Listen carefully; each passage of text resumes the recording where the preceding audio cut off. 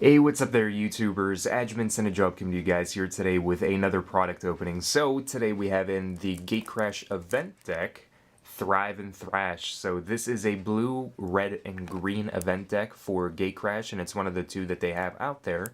I decided I was going to go to my local game store and purchase one of these up and record a video and let you guys know what I think about this event deck. Now, I already took a look at the deck list for this on wizardsofthecoast.com, and I actually really like this event deck, so we're going to crack right on into it and take a look at what we receive in this product.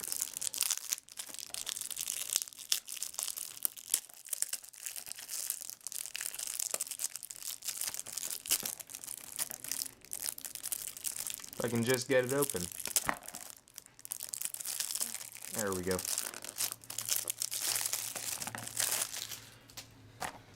Alright, so the box conveniently slides out here for us. And it has Gatecrash, Magic the Gathering on the top, and not much else. So, put that off to the side. Once we open it up, we can see we have a spin down die here, so we can track our life, which is pretty solid. So, each one of these comes with a different spin down die. They're kind of just randomly put in there, and this one's the Boros one actually, so that's kind of interesting. I was surprised that they didn't kind of coordinate these based on what guild theme is being used for it. Like for this one, it has more of a Simic theme to it, but oh well, it doesn't really matter. A spin down's a spin down either way. So we have that. And then we have our sideboard. We have a divider here. We have a Gatecrash, kind of like a breakdown of the deck, and the other event deck as well, I believe, is listed in here for you guys to be able to look at the deck list. And then there's a how to play Magic guide, so a more kind of in-depth way of looking at how to just play basic Magic, how everything functions and whatnot. So we'll put these off to the side. Those aren't really relevant for us. But yeah, we have the deck here and we have the sideboard. So we'll take a look at the deck first. Let me put this back together and put it off to the side so we don't have to worry about it. Alright, so we'll put that up here. Alright, so let's take a look at the deck first.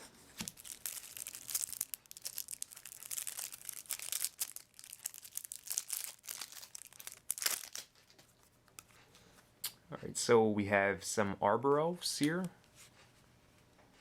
The deck gives us 4 Arbor Elves, which allow us to untap target forest, and it's a 1/1 for 1 green. Some Fog Banks, Defender Flying, prevent all damage that would be dealt to and by Fog Bank. So we have 2 of those, and there's 0/2s for 2. Strangleroot Geist, which is a really solid card, double green, 2/1, hasten undying. Just a really, really bulky dude, especially early on. You can just deal a whole lot of damage with Strangleroot Geist, and he's actually pretty hard to deal with. A lot of decks have trouble dealing with him just because removal, even if they use removal on him, he still has Undying. Borderland Ranger, he allows us to search for a basic land card and put it into our hand. So, in a sense, he's going to let us fix a little bit. And he's a 2/2 for 3. We have one of our rares here, Yeva Nature's Herald, 4/4 for 4 flash. You can cast green creatures as though they had flash. Dungeon Geists was probably like one of my favorite cards out of Dark Ascension. 3/3 for 4 flying, enters the battlefield, and it taps down a creature an opponent controls, and that creature doesn't untap for as long as its controller. It doesn't untap during its controller's untap steps for as long as you control Dungeon Geists. If I can get it out there. There we go. Mist Raven, which allows us to bounce back target creature to its owner's hand whenever it comes in. So we have 2 of those. We have a Thragtusk, and Thragtusk is just huge. He's just immense in the standard format. 5/3 for 5, enters the battlefield, we gain 5 life, leaves the battlefield, we get a 3/3. We have 2 Acidic Slimes here, which have Death Touch, and whenever they enter, we can destroy target artifact, enchantment, or land. Wolfir Silverheart, another rare, 4/4 for 5 with Soul Bond, and whenever he is bonded to another creature whenever they're soul bonded and they're paired, each of those creatures gets +4/+4. So essentially, Wolfir is going to be a 8/8, and whatever creature you have alongside him is going to be +4/+4 bigger. We also have Deadeye Navigator, which is a 5/5 for 6 soul bond, and with the paired creatures, they both get, for 1 generic and 1 blue, exile this creature, then return it to the battlefield under your control. So it's a really cool card to start playing around cards like Acidic Slime, because for 2 mana you can just keep on like bouncing them away, bringing them back, or what I suppose is the proper term is blinking. You can keep on blinking him. You just keep on destroying their lands and destroying any artifacts, enchantments, anything that they have out there. So Deadeye Navigator is really awesome. If you guys have more of these, definitely put them in here because he's a really cool card to play around. We have Sphinx of Uthuun, which is a 5/6 for 7, 5 generic double blue flying. And he's the Fact or Fiction Sphinx. Reveal the top 5 cards of your library. An opponent's going to separate those cards into 2 piles. You get to keep one, the other one goes to your graveyard. So it's Fact or Fiction. For you guys that have been playing longer. Gruul Ragebeast, so 6/6 for 7. Whenever Ragebeast or another creature enters the battlefield under your control, that creature fights target creature an opponent controls. So you have to be a little bit cautious with it, just based on like what all else you're going to be playing. But like if you want to go around like getting Deadeye Navigator and being able to just keep on having him enter the battlefield again and again, a 5/5 is pretty sizable for having that creature fight another creature, and you could pretty effectively just get rid of it just straight out there. So I really like Ragebeast in here. I probably wouldn't run it more as a one-of, but it's definitely really solid. Then we're getting into the lands here. So we have our Evolving Wilds, so we have 2 of those. We have some Simic Guildgates. They gave us a playset of those, which is pretty solid. You guys can always go around getting like shock lands and the other dual lands that are in the standard format to make this deck better, but it's just based on how much of a budget you have. Then we have some islands here. We have a single mountain, which can be searched with like Evolving Wilds or the Borderland Ranger. We have forests here. And then we actually have some acceleration elements to the deck. There's a little bit of like fixing going on as well, so we can search for things that are going to help us fix our mana, but it also lets us accelerate and play big fatties like the Gruul Ragebeast and if I can get to it here, the Gruul Ragebeast, Sphinx of Uthuun, Deadeye Navigator. It makes those cards easier to play. So we have Farseek, which is like a early game means of being able to ramp. So it lets us search for a Plains, Island, Swamp, or Mountain card and put it onto the battlefield tapped.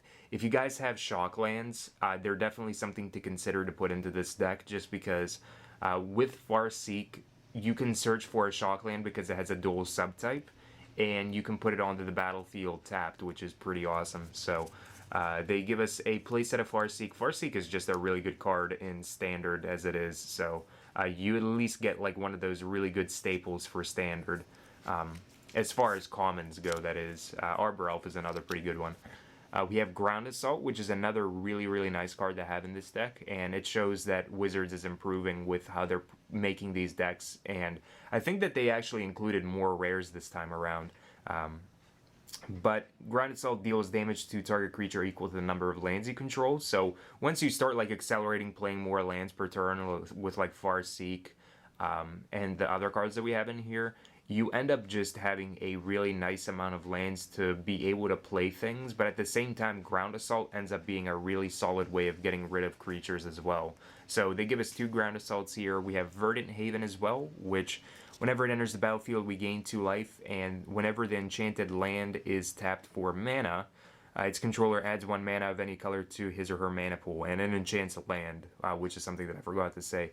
But with Verdant Haven, it's a pretty solid way to be able to kind of have that fixing element to your cards, to where whenever your land's being tapped, you can just produce whatever mana you need in a given situation to kind of fix yourself.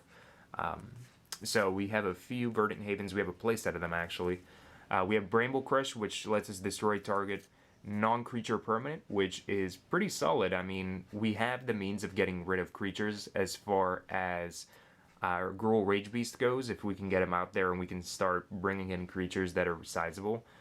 So Bramblecrush lets us destroy like planeswalkers, even a land if we need to destroy a land, something like that, enchantments, artifacts, anything non-creature. And then we have our Urban Evolutions, so 3 Urban Evolutions. Draw 3 cards, you can play an additional land this turn. It's another really solid card. This card is just really nice. I really like it for Gatecrash Limited and drafting it, but I really love this card for any constructed means and being able to use it in constructed. I think it's a really solid card. So that's the main deck that we have for here. So let's just go ahead and grab the rares and just take a look at the rares that we have. Just because I know some people are interested in what rares we get out of here. So, and none of them from here. Yeah. So we have 1, 2, 3, 4, 5, 6, 7 rares. That's pretty nice. 7 rares, including a Thragtusk, is pretty nice. So grab those and we'll just kind of space them out here so you guys can see. And then we'll move on to the sideboard and not waste any more time here. So yeah, there we go. Just to make it look nice. So now let's take a look at the sideboard. Alright, so for our sideboard, we can see right off the bat that there's a Rancor. So that's pretty nice. Rancor in here would kind of serve as a more transitional and transformational approach, just because you can have like that more aggro approach to the deck. But we have 3 Rancor in here, which is pretty solid. Gives the creature +2/+0, and they also have trample for whatever creature you choose to enchant. And if Rancor is put into a graveyard from the battlefield, return Rancor to its owner's hand. So that's pretty cool. We have Naturalize, which is pretty standard. Destroy target artifact or enchantment for 2 mana. So they give us 2 of those. Negate, which is pretty solid. You can side it in against decks that run a lot of non-creature spells, and you can counter them for 2 mana. Flames of the Firebrand to be able to get rid of creatures, and you can kind of like divide it however you want. It can deal 3 damage divided as you choose among 1, 2, or 3 target creatures and or players. So they give us a playset of those, and I think that's just fine. I mean, there's other things that you can run. You can run like Mizzium Mortars if it comes down to creatures. Just because once you get to like that 6 land spot, you're able to overload and just be able to wreck your opponent's face with Mizzium Mortars. That is if you're able to produce triple red, which it would just take a little bit of fixing in the mana, which wouldn't be that huge, but I would like Mizzium Mortars in this spot over the Flames of the Firebrand, but that's just me. That's what I would try to do. There's also other things like Searing Spear if you don't really worry as much about multiple small creatures. Bonfire of the Damned would also be an option, a really expensive option, but it's definitely an option, so there's that. We also get some Dissipates in here, so they give us a playset of Dissipates, and that's it for the sideboard actually. For some reason I thought there was like more going on the sideboard here, but either way, Dissipate as a playset is pretty solid as well for the control matchups, the mid-range matchups as well. With Dissipate, we can just counter target spell, and if it would be countered that way, exile it instead of putting it into the graveyard. So it's kind of relevant against like if they need it in their graveyard, if they're able to use like Burial Rites on a creature or something like that. Dissipate ends up becoming relevant if you counter said creature or card that they might need later on. But Dissipate's pretty solid. I like that they had like a transformational kind of approach to it where you have the things that you can sideboard against control matchups and mid-range matchups, which I just really like that. So overall, I definitely give this deck a thumbs up. This is definitely something to check out, to purchase, and you have a really good start on a competitive deck for Friday Night Magic, even maybe something even a little bit bigger if you want to invest in more cards like Hunt Masters, more Thragtusks. Both cards are really good, but ultimately the deck can be made a lot better. But as it is, it's really solid. It's a really solid deck that you could probably take as it is to FNM, and you could probably win with it if you're experienced enough. So I definitely give this deck a thumbs up. If you guys want to purchase one, there's a link down in the description below where you guys can find one on abugames.com, and you can order one up and have it shipped to your house, which is pretty solid. If you guys enjoyed this video, please be sure to like, favorite, and subscribe for more Magic the Gathering content. But until next time, guys, have yourselves a wonderful, fun-filled Magic the Gathering day.